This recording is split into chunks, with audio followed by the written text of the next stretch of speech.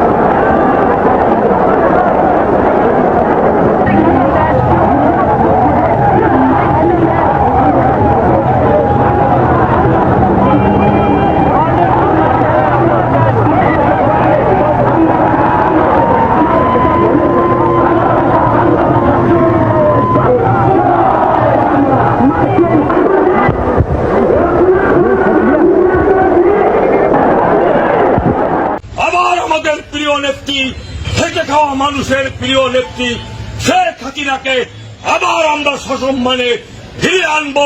জননেত্রী শেখ হাসিনাকে আমাদের দেশে এনে আবার গণতান্ত্রিক ভাবে এই সরকারের মাধ্যমে আমরা একটা নির্বাচন চাই।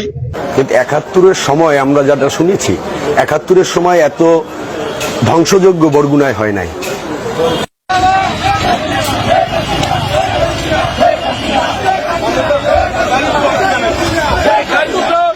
এই দিনে বঙ্গবন্ধু শেখ মুজিবুর রহমান পাকিস্তানিদের আপনার কারাগার ভেদ করে বাংলাদেশে চলে এসেছিলেন।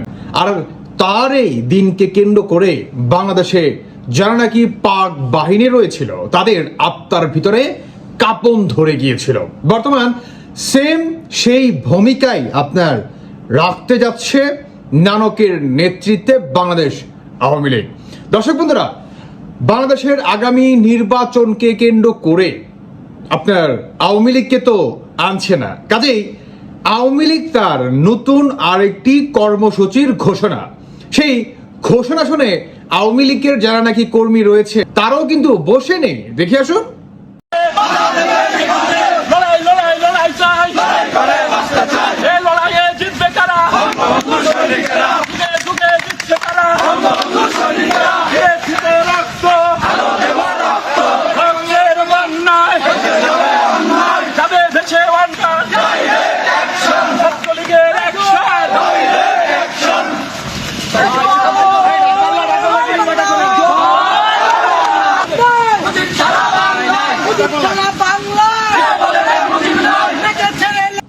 এটাই হইতেছে আওয়ামী লীগের পাওয়ার। মানে আজকে থেকে আওয়ামী লীগ রাজপথে নামতে শুরু করেছে।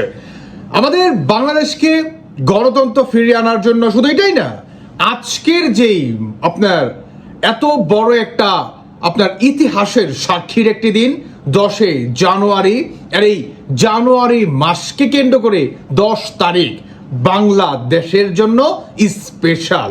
শুধু বলবি স্পেশাল না, এটি হচ্ছে বাংলাদেশের যে স্বাধীনতা এনেছিল 1971 সালে তারই একটি অন্যতম প্রতীক।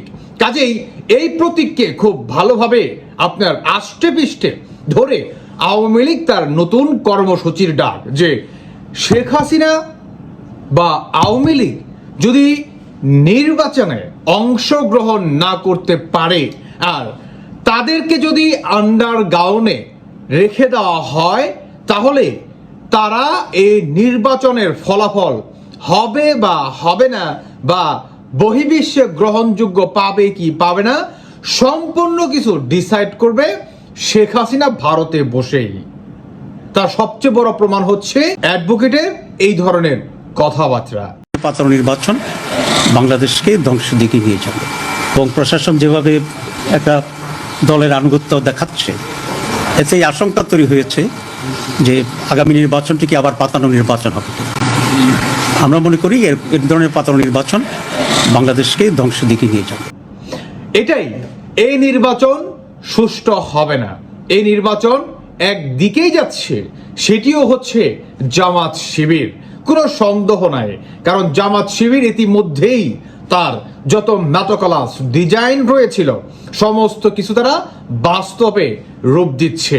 খুন থেকে শুরু করে সবকিছু, হাদিকেও তারা মারছে। ওই যে বিএনপির আপনার যে একটা কর্মী, ওনাকেও তো গুলি করে মারছে, এরাই মারছে, যাতে কোনোভাবে এই নির্বাচনটা বানচাল করা যায়, যাতে তারা যাতে আর একটু আষ্টে পিষ্টে তাদের যাতে খুঁটি গাড়তে পারে।